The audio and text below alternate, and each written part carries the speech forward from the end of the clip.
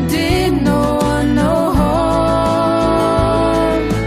Clouds come, they don't keep their promise. Feel the wind, but the sky won't let go. Send me any kind of angel when I'm crying. I want someone to know.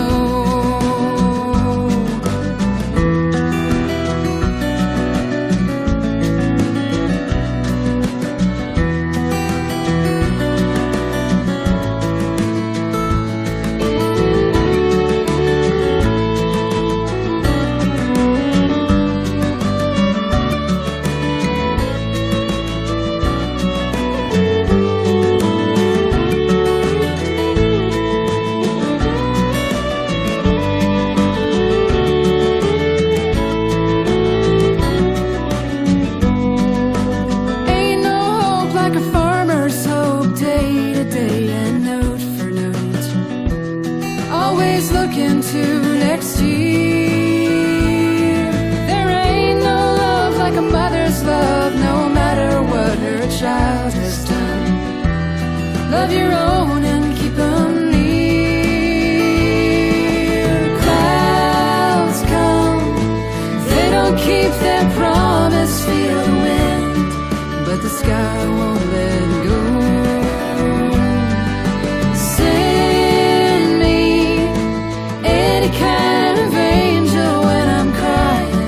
I want someone to know. Clouds come, they don't keep their promise. Feel the wind, but the sky she won't let go. Send me any kind of angel when I'm crying. I want someone to know. I believe I want someone to know. I believe and I want someone to know.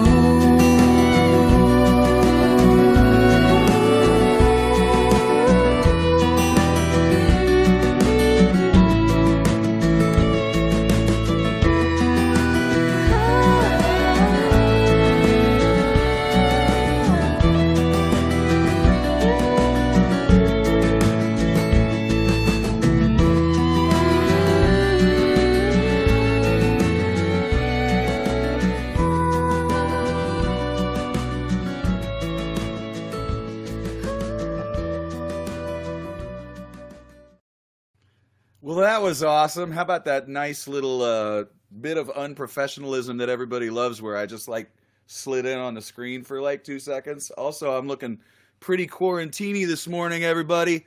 Welcome to 20 Question Tuesdays. And my special guest, of course, is Jenny Reynolds, everybody. And I'm going to just say just a real quick thing about how we started this and welcome everybody on Austin Music TV. That's channel 16 on most of your cable channels, and it's also channel 99 on ATTUverse.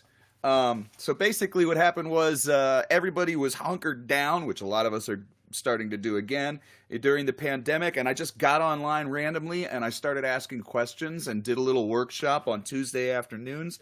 And it was wonderful. All sorts of people started coming. Musicians, non-musicians, people who write, people who just enjoy music, and asking all kinds of questions. And I had such a great time, and it started to build. All these people started showing up. Now, Austin Music TV and Sheila Steele came to me and said, hey, would you like to put this on television? And I said, I would absolutely love to. I think that would be great.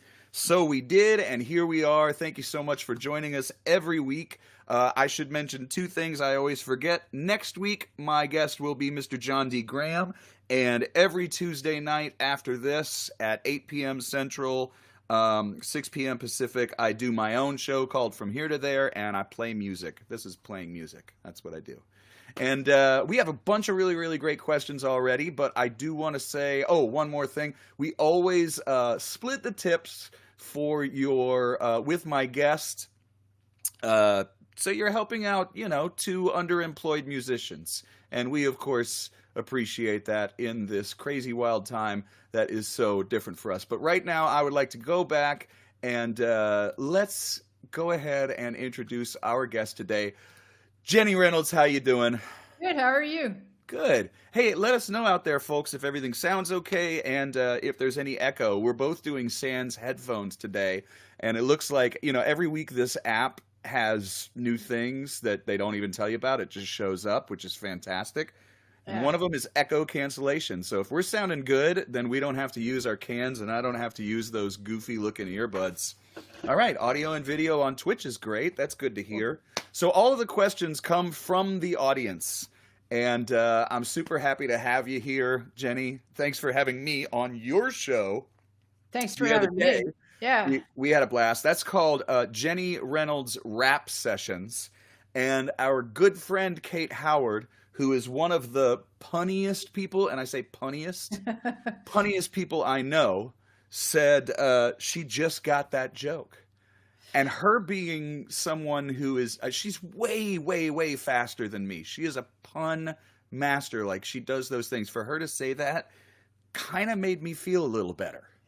She does that O. Henry pun off, doesn't I know. she? Yeah. So quick, and I'm just going to say, Kate, I know you've got an appointment today, but I know you're going to go back and watch this. So, and everybody, you should know you can do that. You can come back and watch this. I keep them archived. And I really appreciate throughout the week people saying, hey, I just caught the show with Ray Prim, or I just caught the show with Ray Wiley, or I just caught the show with Jenny, and it's pretty cool. So enough of that. I have a ton of great questions to start out with without Cabbage Alley, which is my usual alarm for the end of the show that just came an hour early. So that's classy. Hey, is your dog in the room? She is. Did you just hear her? No. I just saw her. What's her name again? Annie Oakley. Annie Oakley. I call her Oakley. She's kind of a pistol, so she got that name. This show has a lot of dog people. We have nothing against cat people, and we like cat people too. But this show happens to have, maybe it's because of sleeping dogs, maybe it's because my dogs are always coming in, maybe it's because Alice likes to sing with me sometimes. But so feel free to bring Miss Annie Oakley into the shot if she needs to. If she's just feeling it and she needs a little love from you, then that's fine. She's cute. We're good on that. We're good. We're happy on that. So I have some questions from some ringers, some good friends of mine who sent some questions in early. You have a lot of questions about fingerpicking. You have a new album out, and it's called Any Kind of Angel, and we were listening to the title track just now. And for those of you who aren't familiar with Jenny, see, here's Alice already. Come here. For those of you who aren't familiar with Jenny, Hi, one of the things that a lot of people love is you are a fantastic, not just a self-accompanist, but you've spent a lot of time working on fingerpicking. And it really, I just like really playing shows. guitar. What's that? I just like playing guitar. I like picking. I like Chris Smither is a hero of mine. Okay. See, now that goes into some questions, because just to help these people out who are asking, because everybody who doesn't know, all the questions, I don't ask great questions. I ask one question a show. But Lee Doctari, Lee Catterett, who actually introduced you and I at Strange Brew years ago, he was chiming in. And first of all, what was that really, really funny thing he said? He would give his left arm for my right hand or something like that. Yeah, he said he would give his left arm for your right hand, but he also said this, is Jennifer's new album more rad pizza or wicked smart? We have Northeast roots. It doesn't always come out when I talk, unless I was at a venue once and my sister called. So when she and I were talking, I guess I slipped into it a little bit, and somebody who was listening was like, "Who is that?" Because you were talking a little bit Boston. Oh yeah. But yeah, if something's really cool in Boston, it's Wicked Pissa. Wicked Pissa. But if you're talking about something that's Wicked Pissa, it's probably not the parking. There you go. Fair enough. But he asked about your early picking, like finger picking influences. We're going to talk about that a bunch. You just mentioned Chris Smither. Was there a tune in particular? One thing I love is people who are on, our friend Lady D and all sorts of people will put stuff in the chat so people can go look it up. So if Oh, there's like a song you really, really loved or an album you really, really loved, then we'll put the name in the chat and say, hey, check out this, or not, don't do that, but you know what I mean. yeah. So I think the best thing with Chris Smither would be his live record that I think was on Dual Tone. It's called Live as I'll Ever Be. Um, Live as I'll ever be. yeah, my sister called. That was it, Lee. Yeah. So yeah, Live as I'll Ever Be has some of the best Chris Smither songs. There's no bad ones. Yeah. And of course, everybody in Austin might know Chris from Jody Denberg. Always seems to have him on his show, regardless of which station it may be, and they have the best talks. Any And song, Jody Denberg being our radio, for those who are watching from Canada and those who are watching from all over the place, Jody yeah, Denberg is one of our radio personalities, and he's at KUT right now super good for guy. many, many years. Yes, Oh yeah. yeah, and he's one of our best interviewers. He's really like, I remember when I first moved to Austin, I heard a couple of interviews from him, and one of them was Yoko Ono, Yeah. and the other one was David Byrne. And I was kind of going into each of these like, well, what are you going to ask that hasn't already been asked? And they were both insanely insightful, interesting. And I don't mean to, kiss too much butt or whatever, but one of the things about him is he's just such a great interviewer. He's Well, really there's great. those are good butts to kiss because the people that Oh, I listen meant, I to meant Jody's. oh well his too, but it feels like people who listen and modify their questions or let the interview sort of evolve as a conversation. Johnny Gowdy does this too, and He's a great and I've interviewer. watched your show, and I think you do this. Is that you kind of let things happen naturally, like some questions dovetail from the answers, Oh, that's and fair. and I think that's really more cool. so I just let other people do it. Oh well, hey, I'm terribly curious about the one question from Mr. Jeff. So The one question that I ask, everybody yeah, knows in the yeah, chat, so don't let her yeah. know what my one question is. Excuse me. But the I think the first finger picker that really got my ears going was Lindsey Buckingham, Ah, and then after that it was Chet completely wrong. Atkins. Hmm. But the thing that happened when I had older siblings, and my brother, who's 10 years older, was always listening to music before I knew what it was. Like I would tag along with him to the record store on record release days. That was Yeah, number record release days of where you'd course. actually make this pilgrimage to the store. So the problem that happened right away was that I thought guitar was something boys did, Of course. because there were only boys that did it. So in as much as there were finger pickers, there were also people like Bonnie Raitt, because she had a huge Boston presence from being in Cambridge at Harvard. I don't know how much time we have, but at Harvard, they put plaques on the doors We have of the tons famous of time. people's names who have Mhm. actually had those rooms. So I went to a Yeah. party in her room, and I was only there because it was her room. But basically, it was people like Joni Mitchell and James Taylor, and well, really Joni Mitchell and Bonnie that made me realize that guitar was not just something for boys. It wasn't Can like I go football. back to the Bonnie thing for just a second? Please. One of the things I always apologize early, something about this medium, it just always makes you interrupt your guest. So I Okay. apologize. It happens with everybody if we want to do something. Now, for me, the very first Bonnie Raitt album, where she's sitting on the cover and she's got like a black label here and there's all that stuff, and they recorded it in like a barn. It was so live recorded, and there's so much finger picking, and so much blues and so much slide, and it's really, really incredible. A friend of mine had a bootleg tape of, she had flown with her band to like Philadelphia or something, and everybody made it except the drummer. And so Freebo was there, and she was doing all these songs from the first album, and but everything was sans drums live on this radio station, so I got to hear all those tunes. Listening to her, speaking of finger picking and right hand, Yeah. huge influence on me as well. And that album in particular just kind of like just threw it out there like, whoa. And then I was teaching at my first teaching gig in Ann Arbor, Michigan.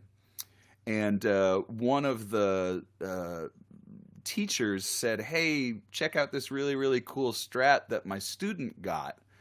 And it was a Bonnie Raitt Strat. Ah. And she had done a lot of donating these guitars that had, don't let people fool you, like, and say, well, a lady's hands are smaller necessarily so that they're not going to be able to play as much. Baloney. We know from Joni Mitchell, we know from Elizabeth Cotten, we know from all of these cats that just like anything else, you figure out your way to play. Mm-hmm. So she had bought a guitar for this young gal who was kind of troubled and needed an outlet, and so she got, donated one of her Strats. And 10 years after I was already a huge fan, well, I was a huge fan of her as a person. Because it's true, to this day, when a gal walks into and I'm talking over the woman while I do this, but it's like when a gal walks into a music store, Oh. to this day, it still hasn't changed that much. Yeah. You get a different kind of thing. Yeah. When I bought the Strat that I was telling you about the other day, Strat's a type of guitar, everybody. Stratocaster. My first electric was a pretty crappy one, but my second electric, I actually put it on layaway at Wurlitzer, which is a music store in the Boston area, and Right. And I used to go in and make payments. And there was this one guy there. Every time I'd go in to make a payment, he's like, "Is this for your boyfriend? Because you're a really nice girlfriend if it is." And I'm like, No. You know what? I'm nice right up until I'm not nice. Yeah. And then, look out. Well, until the mansplaining goes on, or till whatever. I know a great story from another friend of mine who's in our circle, but I won't Yeah. say who she is. And she says she walked into this store in Houston, and she was trying out an old Gibson. And the guy literally went over to her and he says, "Now you understand, older guitars sometimes are more expensive." And She hit him? she just looked up from her guitar like, and I mean, it's just, it's ridiculous that it's still this way, especially with so many influences, but we'll keep fighting the good fight. Yeah, we'll keep doing what we do. It In sounds like you Austin, will. I've actually found a lot of good things. One of my favorite stores is South Austin Music, and I love those guys. If you walk in there and you say, "I'm looking for picks," you're going to need to be non-specific. It's not about your gender Right. then, There's like thousands of picks. Yeah. So you can't just walk in there and be non-specific. You need to walk in and actually talk about what you know a little bit, or help them help you. Of course. But once you do, I think, I love those guys. That was the second place I learned to drive to in Austin. The first place was Art's Rib House. And then I noticed that Same area. right. I drove by it, and you can't miss the guitar that's like on the little sign there that spins around. So You it's used kind to of go like, to Bummer Night? oh, totally. That was like So my you're a first Sarah gig. Elizabeth Campbell Yes. like me. Yep. Oh, That was so my good. first paying gig in Austin before I Oh. even moved here. Yeah. Those days. Anyway. Yeah. So, that was the second place I learned to drive to. And then everything was about, when I wanted to get the windows tinted on my 10-year-old Honda because I was like being slowly roasted in my car. I went to Mother's Window Tint because it was like, a half mile from Art's Rib House. So Right.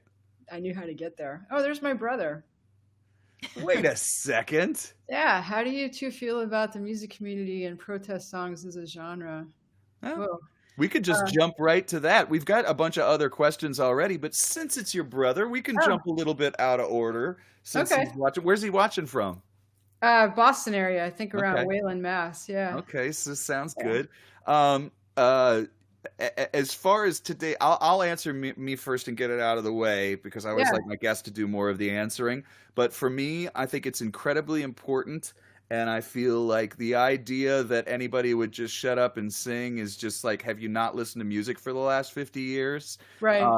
And if you're not somebody who's political, that's fine. I try really, really hard to write things that are that you can't argue with. Like when I wrote a song with Scrappy Judd and Jana Pokop called "The Bottom Line," my point. Great song. Oh, thank you. My point with them when we were writing it was, I don't care what side of the aisle you're on. Veterans shouldn't be on the street, and teachers shouldn't have to pay for their school supplies to teach their children. And, I'm like, that's not a Republican or a Democrat issue. That is a human being issue on either side. And so, I mean, I just try and write stuff, that you can't argue with. But at the same time, I'm not afraid to let my freak flag fly, because I am a bleeding heart lefty liberal, and so be it. And I play with people who sometimes aren't necessarily that. But how about you? How do you feel about the music community and protest songs? Are you feeling anybody kind of giving you any pushback if you do anything like that? Oh, two things. Every now and then, sure. I don't write a lot of protest songs, but this current record has a song on it, "There Is a Road," that is, if Right. not a protest, it actually illuminates an issue without taking a side, except to say this is a human issue. Right. Wanting to have a good life is not a political issue; it's a human issue. Hmm. So I don't like it when politicians over politicize the issues. Like you say, veterans, they fought for our country. They shouldn't die on the street. They shouldn't be homeless. Yeah. Hunger and education. Why are these political issues? Healthcare, the environment. Everybody has to breathe air. Hmm. I don't like the over politicalization of these things. So I do love protest songs, and I love everything from For What It's Worth to the Chicks' new song March, which is Yeah. an amazing video. If it's in your mind and it's in your heart and you can put it in a song, turn it up to 11. Yeah, yeah, I feel the same way. I think there's also a lot of people out there who aren't listening to the lyrics. Springsteen will be the first person to tell you what Born in the USA is really about. And it's like, it's not what you're saying it's about, And No. he's a, very proud American, etc. I also think that being in Canada and seeing other things, you get a unique perspective when you go to any country. And I have seen people mask up and take care of each other, regardless of political party, and listen to each other. And there are different results because of it. Hmm. And I've seen many, many countries around the world where healthcare is just a right, and it's not as expensive, and it's not these lines. It's a bunch of, don't believe what people tell you. It's, if the rest of the world can do it, then why can't the richest country in the world do it, et cetera, et cetera. But we don't usually get political on here, but I have no problem Well, doing it. if we wanted to kind of keep this positive and positively political, maybe instead of political, more patriotic, it might be cool to say that a lot of good has been done in the money raised from everything from We Are the World to farm aid. Yeah. Music is a great vehicle for just raising money for people who need it, and I love the hands-on, get your hands dirty honesty of fishermen and farmers who just, Mhm. these are the original family businesses. I don't think they're talking so much about political affiliations. They're just pulling food out of the ground that winds up on our plate, Hmm. and but I hope it's not naive to believe that music isn't going to solve any problems, but at least it's part of a solution. And I think the Chicks are a part of that process right now, and I think they're still, Dylan is still protesting. Still at it. Yeah, I mean, God love him. I grew up actually kind of liking him, but not always liking him. I got into more Southern folk music because I heard the theme song to the Dukes of Hazzard, and I thought it was kind of cool. So that got me into like Chris Christopherson and Waylon Jennings and Merle Sure. Haggard, and you can only get that on AM radio and a folk station, WUMB, UMass Boston, for you Bostonians out there, Daktari. And there was also WGBH, which is no more, but that's how I got into all this, and tons of protest music there. Yeah. Well, I'm glad that your brother came on and asked us about that question, and we took a short tangent on that Yeah. for a minute. And if you think about it and you feel like playing a song today, maybe you'll play maybe play The Road for us if you think about it. Because I was going to say, so many people have been asking about your finger picking style, and I want to come come through this a little bit. You know, our good friend Scrappy Judd Newcomb, who you have done some playing with over the years, and he has done some backing you up. Yeah. He wanted to know, you know, who was your favorite or most influential, you know, of all of them. You know, was it Chris Smither? Was it Chet Atkins? Was it Bonnie Raitt? Is there one that you can really point to and go, you know what, that's the gold standard for me for how to make, when we talk about finger picking, and a lot of people on this show don't necessarily know that means that you're going to be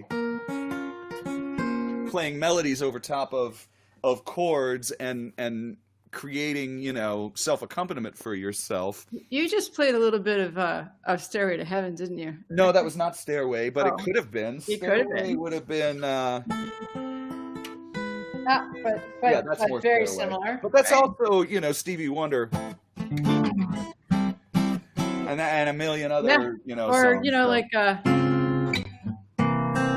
Exactly. yeah. Okay, so starting out, it was traditional stuff. It was like the Boxer, Paul Simon, where Ooh, that's a great there's one for people to start with because it's so good. Yeah. the Boxer is pretty much a Travis picking thing, and the biggest trick to the Boxer is actually being able to bar your F chord and do a 4-finger C chord. And Right. Do people know what Travis picking is, by the way? Alternating bass. So if we have Named a after nice Merle Travis.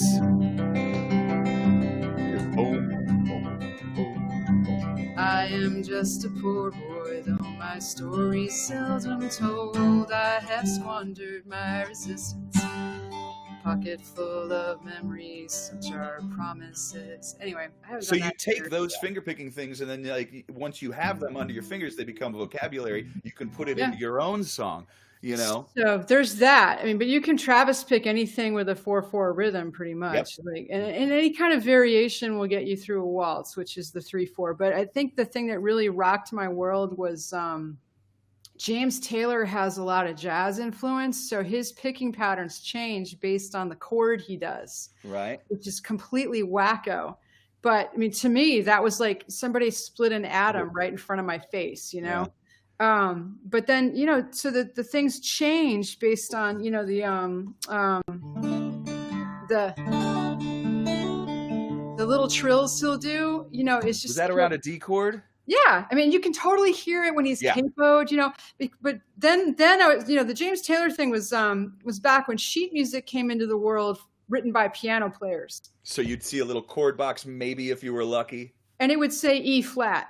Yep. You know, some hideous chord if you're playing guitar. And it didn't talk about capos. So the other thing that rocked my world was the capo and learning that, yes, boys are different from girls and we're not going to capo in the same place. So there's that, you know. I didn't know that was a thing. Boys are different than girls. That they don't capo in the same place? We can't sing in the same range all the time. So well, that makes sense. But I mean, I always loved that capo was just like, there were just like 5 different ways I could do it. And I loved all the different sounds. Oh my God. Yeah. I mean, you know, I like the way it changes the voicings too. Like the order of notes within a chord is really fun when you can capo. And I really like, I'm not doing too much of a product pull here, but I can just tell you, I like the capos that will cover 5 strings so that your 6th string, the lowest note. Half capo. Yeah. Yeah. And I've been through a number of them because some of them actually suck. So this is the best one. You like the show. This one is so good. It will wind up in my pants. We can't say that online though. We can't say it's the best. We can just say this is good. I like the ones that go, yeah. I like this one so much that if you want to find one, it's very often in the washing machine because I left it in my pocket. That's how I know where my capos are. But yeah, I like when he'll do something, James Taylor, when he'll do something and like a.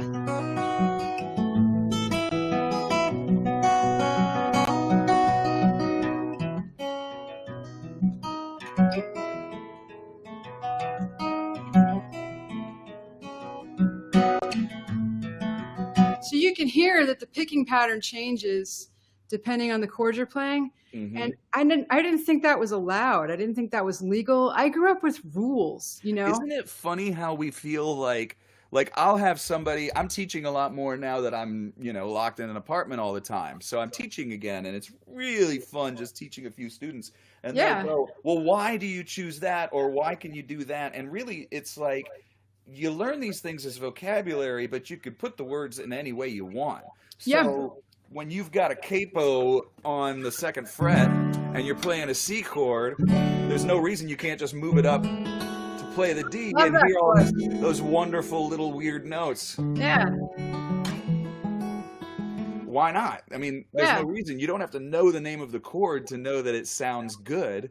And then the other thing is like, okay, well, I really, really like playing out of C position for this song, but then I'm going to, move back to open and play the same thing out of D, or play it Yeah. out of this, or play it, and they all have a different like color to them. I noticed that in your playing that you experiment with those things. I used to do a lot of that more, and I kind of came back to the one capo method, not too many capos. But I remember there was Oh a yeah. time when I broke my dad's saw because I was trying to cut a Kaiser capo so that I could make it only cover a few strings, and it cut the blade on his one of his saws. So it was a really good idea, and I didn't totally get in trouble, but there was quite a lot of disappointment. Yeah. But the multi capo thing is interesting. I used to do a lot of open tunings, don't do them anymore. But what really happens, what we're talking about is like the same old chord suddenly sounds different because I'll put this 5-string capo on the 4th fret and I'll play a C chord and it's actually an E, which I love. And then the other thing that's fun is when the root chord or the home base chord where all of the phrases feel like they should end isn't the chord that the lowest note is. So in this case, it's not the E. And I like doing that because halfway through a song, you can leave out that low note and just not bring it in until halfway through, which is how I like to play a Dolly Parton song. Which one? Do I Ever Cross Your Mind? Oh yeah, yeah. We were talking about that the other day, weren't we? And also, I was talking about a Coat of Many Colors. Oh my God! So I don't know about you, but I was kind of pudgy. I had really bad eyesight.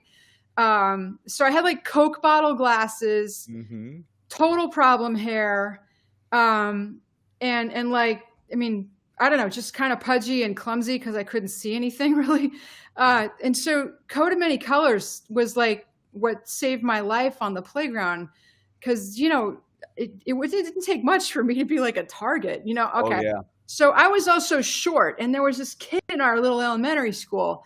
And I'm walking up the ladder for the slide, and he notices I got snaps around the inseam of my pants because I'm so short. I'm wearing diaper pants, and we're in like kindergarten. So all he had to do was say, "Hey, she's got snaps."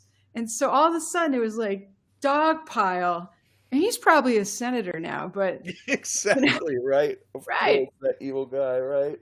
Yeah. Okay. So, Danielle's having a little connectivity issues, but Yeah, is anybody else having any problems on Facebook? Here, I can do a quick check there real quick. Well, what we'll do is it looks like it's still over here.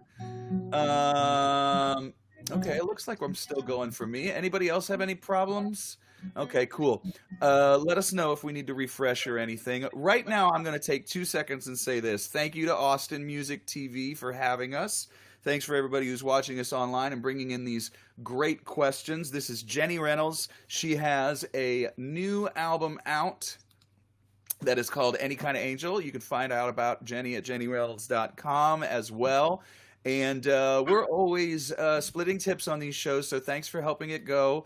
There's your info if you would like to help us out with that. And I would also say right now, Jenny, do you feel like playing a song? Because not everybody plays on here, but we're talking about guitar. It sounds really, really great. A lot of people are asking finger-picking questions.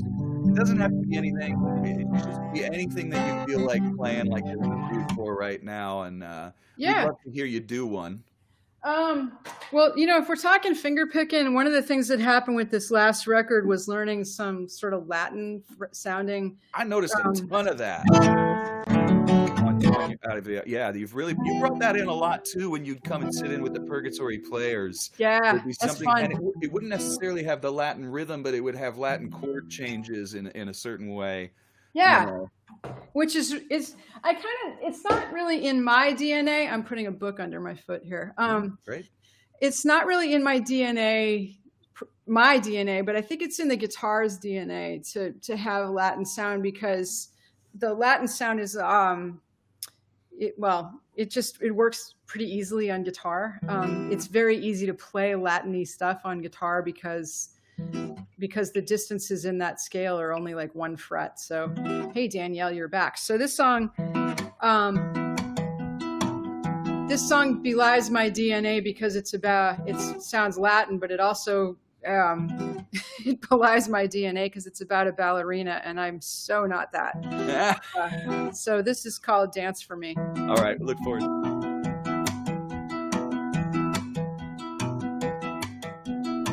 Don Quixote in Chicago, Giselle in Rio de Janeiro, city lights, hotel rooms, limousines.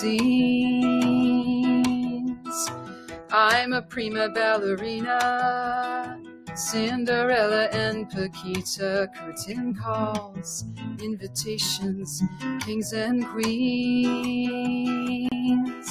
As a girl in Costa Rica, Senorita Estrellita, were lessons, many hours up on toes. Dancing school in the city. After that I left my family, marquee names, footlight roses, touring shows.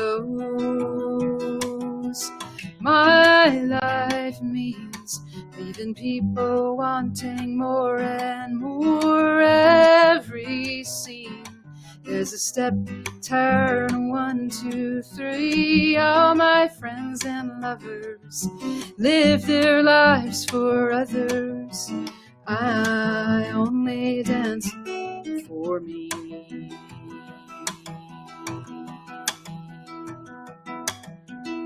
Finish and pack for the next one. Moscow, Brussels, and London, River Thames, and a boyfriend in the wings. Come see when we do Firebird, 2 weeks in Hamburg. If not then, maybe wait till next spring. My life means leaving people wanting more and more. Every scene there's a step, turn, 1, 2, 3. All my friends and lovers live their lives for others. I only dance for me.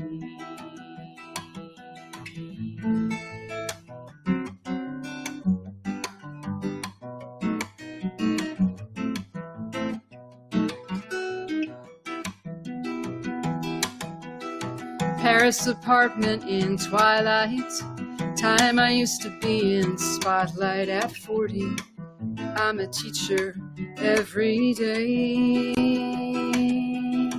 Company says I'm retired, my soul makes them a liar. Should I now begin to feel my age? My life means leaving people wanting more and more. Every scene there's a step, turn, 1, 2, 3. All my friends and lovers live their lives for others. I only dance for me. All my friends and lovers, they live their lives for others.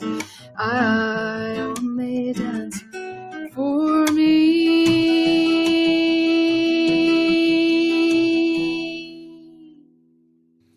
Yeah, and everybody who is in there can put your clap emojis and your applause and your woos and all the captions on Twitter and on Facebook and on Twitch and on YouTube. Judy Bloom says, incredible song, by the way. David Keeney gives one of these. Cool. Everybody's digging it. Okay, so that's a perfect example too of well done, Squirus. Yay. Okay, we'll take that. I like that, Mark. It's really cool because not only are you finger picking, but you've also added that backbeat. Somebody is marking. I know that's going to be you, Ted. Ted's giving applause emojis from me, and everybody's like, "Wait, he's not using his hands." Thank you, though. I know you meant to put that under your own name, Ted, or Danielle, or somebody who's doing it under my name. Like I say, it's that touch of unprofessionalism that makes my show so lovable. Hey. Anyway, I love how you're kind of slapping, not just your traditional Travis picking thing, I like that slapping. Sometimes people I record with don't like that slapping, but I kind of like it. It also makes me like upright bass players. I love working with bass players that play both bass guitar and upright bass because we'll just syncopate with each other, and it's just freaking fun. It's just great fun. It's a great way also to when you're self-accompanying yourself and you don't have something playing that backbeat when somebody puts it in there. And not just to mention, more female guitar players, but it's also a really, really cool thing with an Ani DeFranco. Oh, totally. Because she does so much of that she has to tape up her hand. It's such a huge part of her playing, that click on the backbeat. And it's so cool. I really love that you put that in there. And right before you said her name, that was the name in my head that was the perfect. I mean, I saw her in Newport a super long time ago when she still had the guitar that didn't have the pick guard above the sound hole. Yeah. And so she was wearing these metal picks, and so pieces of her guitar were actually coming off. Sure, they just keep flying. But it wasn't slowing anything or anybody down. It was all so much part of what, when I was teaching guitar, and I don't do it as much as I used to anymore, but when it really comes down to it, I started calling it the rule of cool. Is if it sounds good, do it again and do it a lot. Maybe not too much, because if you do it too often, it's not really an accent anymore. And you kind of overdid the cool. You got to hold back a little bit. But if you like what you're doing, if you like the sound of that D chord that's on the second fret, you take a C shape and you move it up to, let's see here. Okay. There you go. C. Yeah. And just bring it up. It's a D chord, right? And so basically, if you like that chord, great, go with it. I'm also a huge fan of John Mayer. He does the D chord here a lot. So does Ed Sheeran, which is the inverted D chord with the F sharp on the F sharp on the bass. Yeah. First time I ever heard that was in Dust in the Wind, which was another finger picking song.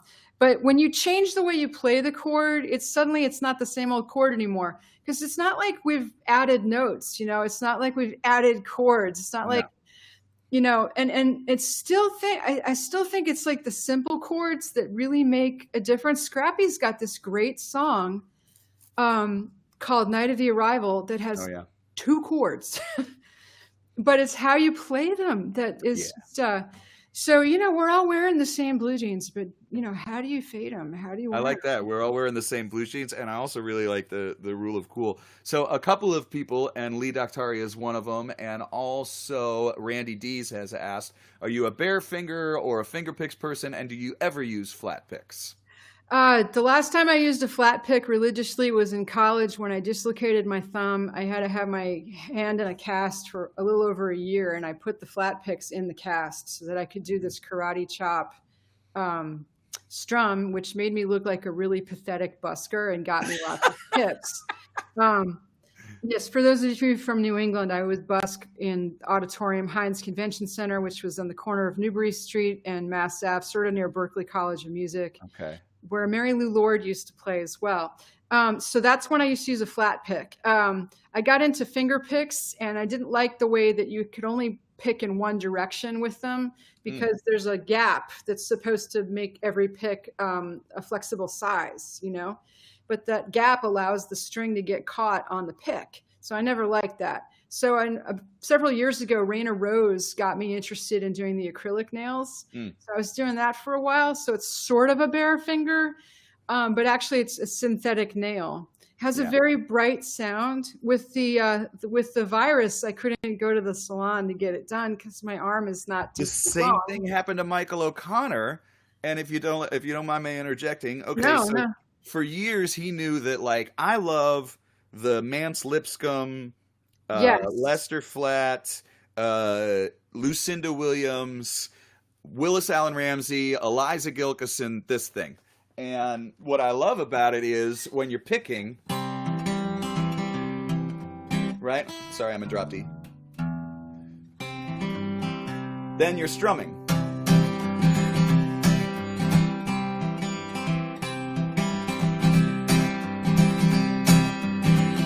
So what I love about it is that you can go from picking to strumming. And what a lot of people don't like is that, you know, like you said, like it's kind of like just there's like a gap, you know, Yeah. like a little bit of a gap. I just got used to it. Then there's other songs where there's no way I'm going to use these picks because it's too tender. Like the song we mentioned earlier, Bottom Line. I just like the way it sounds with bare fingers. Even if I'm playing a big show, I'll just make people listen. Sure. Right? And so I find that like, so Michael O'Connor, he told me when we were doing the show, he said, he's like, I can't get my nails done, Yeah. you know, because of the thing. So he started getting these ones where like there's like a little bit of flesh. Oh, the It's one that's, Laska. Yeah, Laska. yeah. And Doc Watson used one of those. Now, here's the other thing. For all of us people who think there's one way to do things, Doc Watson only used a thumb and one finger pick. And he played, you know, Deep River Blues and all those incredible finger picking songs. There's no rule. I like the rule of again, cool. yeah, again, it's the rule of cool. If it works for you, why change it? You know, Do whatever you do. and at the same time, let it evolve. You know, if you know, we grow as creators and people. So if you stay in one place, then it becomes inauthentic. I think we grow as people, so we have to let things move as we grow.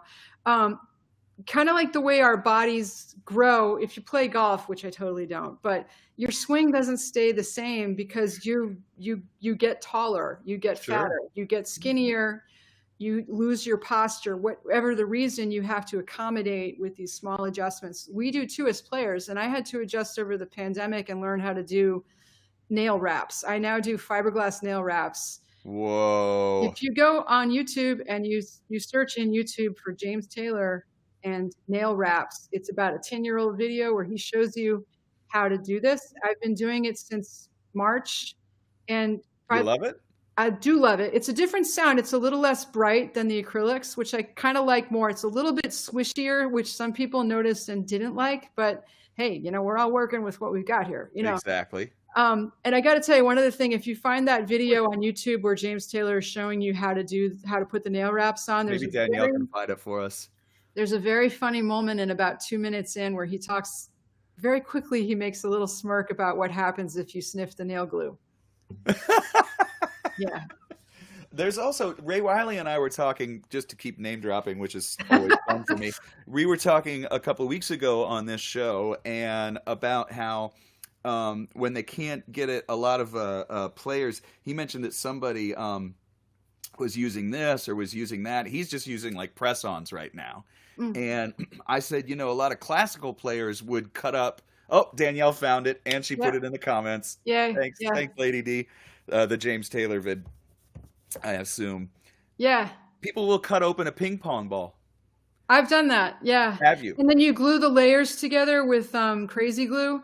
And then I glued that to my fingers. It's a lot of work, right? We wound up in the emergency room trying to get them off. But Oh, no. yeah, it was sort of good and it was sort of bad because Oh. I used way too much crazy glue and my fingers were glued together and the ping pong balls were glued. It was, yeah. Well, I have some other questions that are non-guitar related that I want to try and get to. Hey, Yeah. it's cool. That's part of the reason I love the show. If everybody gets on and they ask guitar questions, cool. Sure. You know, I love it. Well, real quick, Kelly Hayes wanted to know if you were self-taught or you took a teacher for finger picking at any time. I started playing with a folk player when I was about 4. So I started off with a teacher who took At this. 4. Yeah, so she took the 6th and 5th strings off, and I was playing Yeah, essentially a 4-string guitar. And it that's was pretty cool. pretty much just a basic strum, and then we started doing like little one at a time picking patterns, like an arpeggio from low to high. Hmm. I had a little. I didn't have as much instruction in middle school. In high school, I definitely had instruction. I actually played drums in the jazz band in high school, Nice. and I had instruction for guitar there too.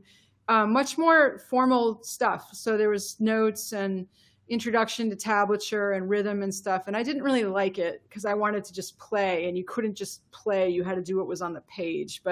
And then in college, I had a teacher who was very old and classical. And I think he was from Spain, and he didn't speak much English, and he drew pictures on a page, my lesson sheet. If I was playing very well, I would get, he would draw a trophy. And if I was playing very badly, he would draw a toilet. So, yeah. And He the wasn't school harsh I- at all. What's that? He wasn't harsh at all. No. And if I was being, a jerk about it, he would draw a donkey. He would just draw stuff. And because he didn't speak a lot of English, he was a perfectly beautiful player. But we fought a lot because he wanted me to stay on nylon string and be classical. Of course and, he did. And Just I like was you. busking and playing like, Yeah. I thought Patti Smith was awesome, and I was wearing Mhm. a biker jacket. And I thought I was I also think bleaching my hair to make it look like Bonnie Raitt, and it was a little more Bride of Frankenstein. So, well, that's perfect. That's going to come up then. I guess we know what you're going to do for the Plankenstein thing later this month. Anyway, um, Kate Howard wants to know what songwriting teacher, workshop, or songwriter, or even song has had the most influence on your style. Now, that's as usual, that's kind of all over. But is there one thing that just jumps out when you ask, like one of your teachers, or a workshop you went to, or a songwriter? Is there one thing that's like, that one just maybe the Chris Smither again, or? Well, Chris Smithers definitely an influence because his phrasing and his rhyming matches his music really well. And I just love him as a player too. If I could die and just come back into the world as his guitar, I would be a happy person, except that I'd be a guitar. That'd be a cool Anyway, song. the teacher that really had the most formative effect on me was Pat Pattison. Okay. And I was never at the Berklee School of Music, but I don't know if you all know Pat Pattison. He was the head of the songwriting program at the Berklee School of Music, and he taught people like Gillian Welch and John Mayer. If you go back to John Mayer's first Grammy acceptance speech, he actually thanks Pat Pattison. Ah, I still do some of the things that Pat. One of his books is called Writing Better Lyrics, and he does this daily exercise called what's it called? Object writing, where you take a random word, and I use one of the random word generators on the internet, and you take a word like wax, and you run it through all 5 of your senses. mm, And then you add kinesthetics. So if you touch wax, if there's a sensation of it that's beyond touch, but it's more like hands-on and you're using it. And I noticed that it's influenced my songwriting. I met him at Rocky Grass in Lyons, Colorado. I played there. Song Yeah. school. Yeah. So, and meeting him had a huge effect on me. He's also a big Red Sox fan. So we naturally bonded through historic loss of many a game, but we also bonded because they had finally won the World Series without killing any farm animals. Yeah. Little Cubs reference there. Pardon the Cubs reference. Yeah. We have plenty of people who will come on who will get them. So the next couple of questions that I'm just going to make sure that we get to. First of all, that's Pat Pattison. Okay, so that people could do some YouTubing and stuff like that, and probably find some stuff and some Googling. Yeah, well. and Jenny at Jenny Reynolds. If there's any trouble, just send me an email. I'm way better on email. Jenny at Jenny. Am I allowed to say that much? Of course. Yeah, Jenny at JennyReynolds.com. Yeah. Yeah. That's how to email me. And find out questions on those kind of things. I love answering questions about guitar. Me too. Yeah. I love talking about guitar. I love. There's never enough guitar. Yeah, I love it too. Yeah, turn up the guitar. Songwriting as well. It's a couple. Our good friend. Well, first I'll start with Ted, who said, "What drove you to be an English teacher, and why did you leave?" Or why did you Um, stop? what drove me to be an English teacher is good words, good lyrics. I liked the compactness of songs that just everything kind of fits, Mm, and somehow they managed to rhyme as well, like 50 Ways to Leave Your Lover. sure. And then think the attention to detail. Like somebody criticized me once for using ain't in a song, and they don't understand that isn't is a longer sound. Yeah. Ain't. Whatever sings Yeah. better. And who cares? So, you when you teach English, you get into creative writing, which was actually what I spent most of my time teaching. But since you asked about it, I taught creative writing, and I like things like Stephen King's book on writing. I've heard a lot about this. I haven't read that yet. The best way to experience that book, if you get the audio, he reads it. So it's even better. Ah, It's a better experience if you can rent the audio from your library. Changed me as a listener to read that book. So, but I think that what I really liked was Maya Angelou she writes poetry, but if you listen, there's a musical feeling to them. there's a lot of rhythm to her. She's one of my favorites. I Mary spend a lot of Oliver, time. same way. Yeah, I've got my Doctari and I talk a lot about Mary Oliver. Uh, T.S. Eliot, same way. One of my teachers in college wrote the liner notes of a Dylan record, and he was a big T.S. Eliot fan. mm, And I didn't really think so much about T.S. Eliot, but he's kind of a songwriter too. that's interesting. That's Mm. interesting. Now that's one I haven't spent as much time with. I had a review on my last full album, and they said, "Wow, it's really, really great in that song that you had the proper use of whom." So I will let it go that in the very next verse you said, "Love don't mind this and don't mind that and don't mind that," and I was like, "Yeah, I'm not gonna say doesn't." Yeah, Whom was the right thing to say, yeah. but doesn't was not singable.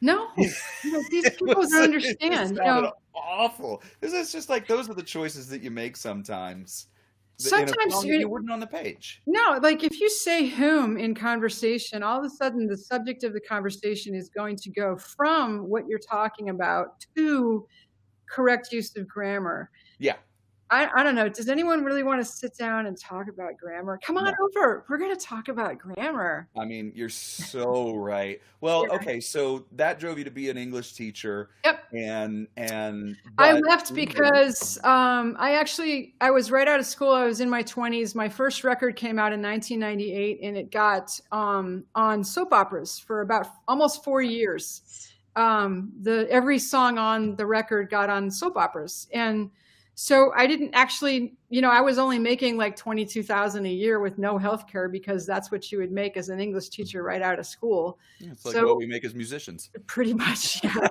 Um, Just so kidding. I basically became a substitute teacher, and at that point, I did a lot of filling in for maternity leaves.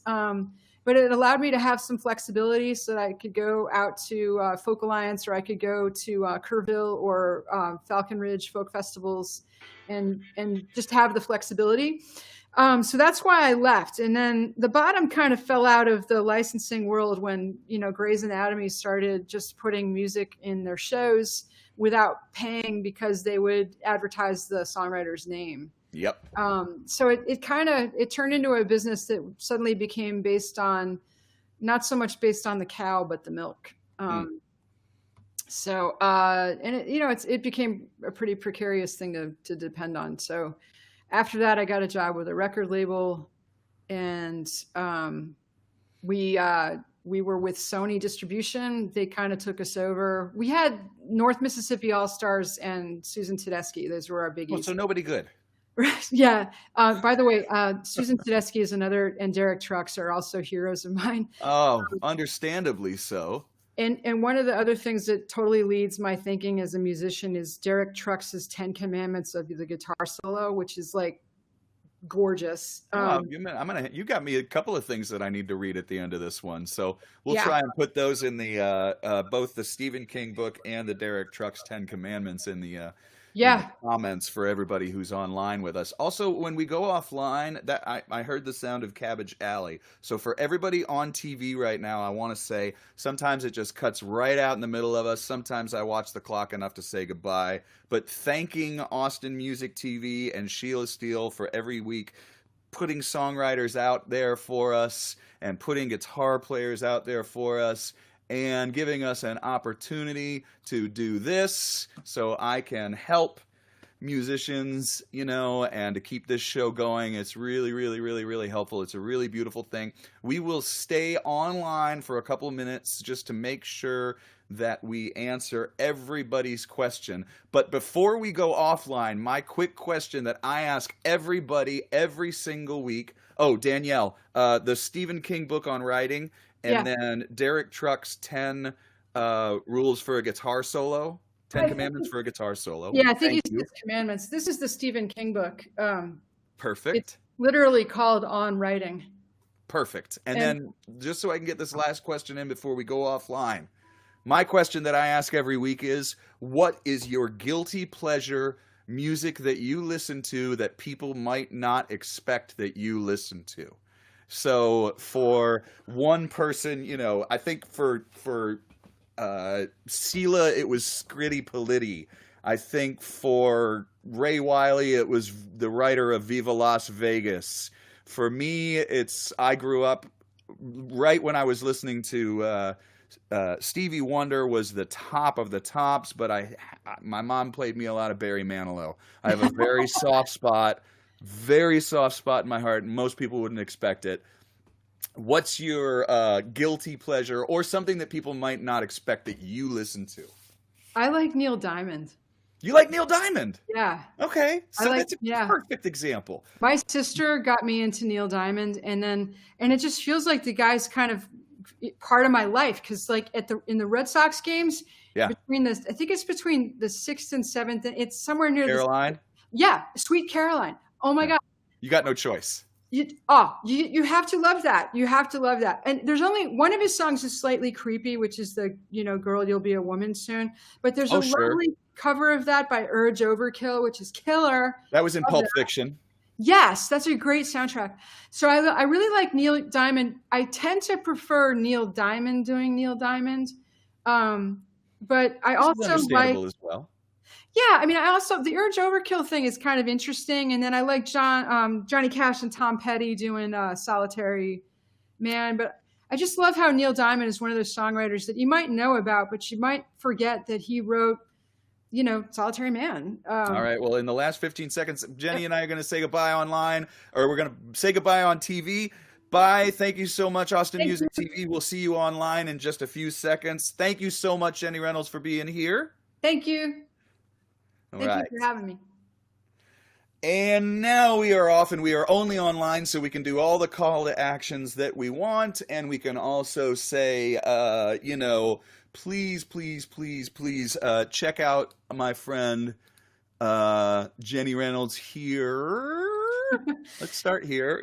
Get the new EP or the new album, Any Kind of Angel. Now that we're offline, we can say that. And then, as long as my world clock is right. And thanks for helping us by sharing the tips and all that kind of stuff. Sure. And did we get anything else? Oh, so the last question was from our buddy Mark Hallman, actually. I love Mark.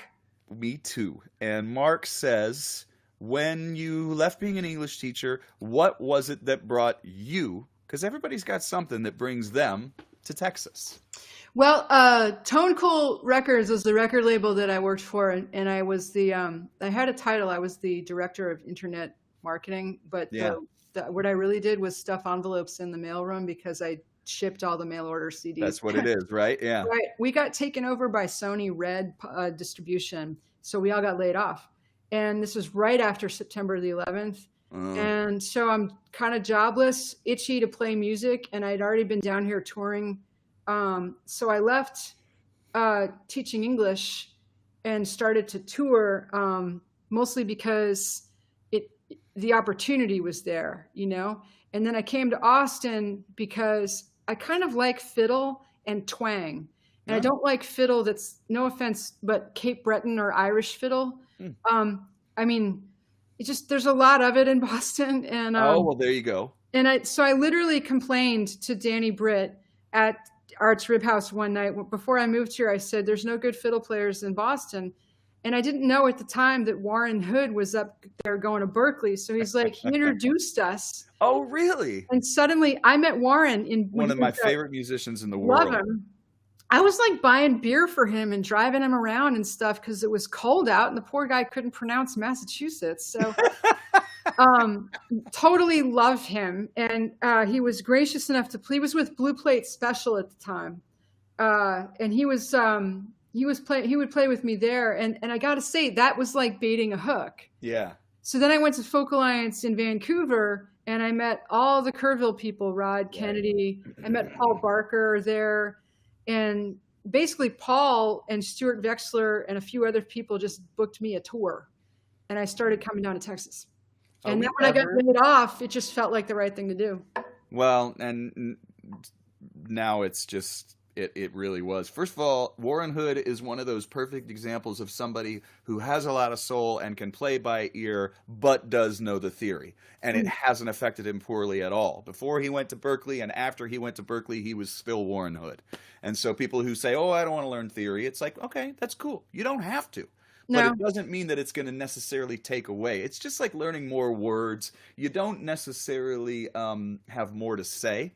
You just have more vocabulary, and sometimes it's easier to communicate with other people. I totally agree. I used to be one of those people.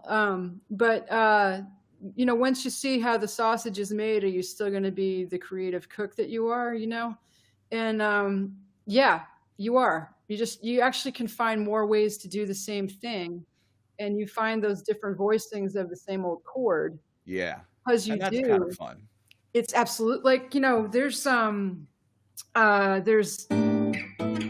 it is, this A minor. Yeah. And then but this A minor is part of a lick in a tune that I wrote. And before learning theory, you might not have pulled that out of the bag. The same old A minor everybody's playing, Yeah. So it has its use in those kind of ways, right? Yeah. Yeah, I agree. It's just like, a different adjective instead of saying the same old thing, or instead of going like all the time. You've got other things that you can use to kind of spruce it up a little bit. I'm always intimidated because it seems like I came to songwriting a lot later as I was a side person for so many years. And so I was kind of daunted by all these great people that I was playing with, until some people that I was playing with were like, are people, like Ray Wiley was like, are people coming to your shows? And I said, yeah. And he's like, are they playing you on the radio? I said a little. And he was like, shut up, there's your proof, and just keep doing it, and get better. And he's in not so many words, but they were all English majors. Yeah. I mean, I could go down the list of the people that I loved, and even if they dropped out, they were English majors. And I was just kind of like, and so I've always kind of been, playing catch up as far as like I'm constantly reading and I'm constantly trying to up that, whereas there's no chord that, it's they're there. They're just there for the taking, I don't think there's any super chords or like keystone chords that hold everything up, Once you learn caged, you've learned everything on the neck. Yeah. You just have to figure out how to use it. Caged is CAGED, everybody, if you didn't know. Yeah, I think that's true. I think also if you learn caged with respect to a capo, and if you're learning bar chords. Right, yeah. And if you can't do bar chords, if you can learn how to use the capo so that you don't have to do them, you won't be able to play every song, but you'll be able to get through a lot of good stuff if you try that. I mean, I use the capo on the 5th fret and a song by Death Cab for Cutie to help people learn to play bar chords, because it's easier to play them in the middle of the neck than it is to play them in first position close to the headstock. Yeah. It's like a tennis net. It's looser in the center than it is at the end. So if you play I Will Follow You Into the Dark and you play an F to F minor shape, it's easier to do that with the capo there. Yeah. So you can kind of just go for, I don't know, I think that's a fun tune too. Well, so, I gotta say, I've had a blast with you today. I love how guitar-centric today ended up becoming which I had no idea it was going to be. I kind of prepared a couple of finger picking questions because I love how when we're playing out live, you're always ready with a nice, chord melody on one of your songs. And so I knew that would be something to come up, but I love that that's what came up today. Thank you everybody again for the tips. We really appreciate it. Even if it's just like $5, it really helps us out. And gets us down the road right now where we're not playing gigs. Hopefully someday we'll have Folk Alliance again. We will. I don't know at this point. We will. It's might be a masked thing. We will. It's going to happen. It's going to happen. Hey, before we end, I just want to say I admire you deeply as a guitar player and as a person who expresses his heart through his hands as a musician. And in addition to that, I love your songwriting, and I also envy you as a songwriter, which I believe is a good sign. But I envy you as a songwriter because you were a side guy, I guess, first, or from public perception, it seemed like you were a songwriter after you were a side guy. You may have been writing songs before then, but songs like Trouble Find Me make me think that you came into this world writing songs like that. Wow. That was the masterpiece. And there were 100 before that we just didn't know. And then all of a sudden there's Trouble Find Me, and there's Soul Slide, and there's Sleeping Dogs. And there's songs that I listen to because I want to condition my brain to be a good songwriter. I love what you do. I am very, very humbled by what you said right there. Thank you from the bottom of my heart. Thank you. I don't know what to say other than that. You're cool. Plank is cool. Thank you, everybody. Thank you, Jenny, for being here. And now that we're offline, I can say, go check her out. Thanks for the tips, but go check out her new album. It's really, really brilliant. Here it is again. And stay online with me, Jenny, just for a second once I say goodbye to everybody. Thank you all so very, very much. And we'll see you guys next week for John D. Graham, and we will see you tonight. I'll be playing at 8 p.m., doing my From Here to There, just playing a whole bunch of Plank songs. Who knows what's going to happen? Yay. All right, everybody. Take care. Vote. Get out there and vote. Yay. Change the world. Okay, bye.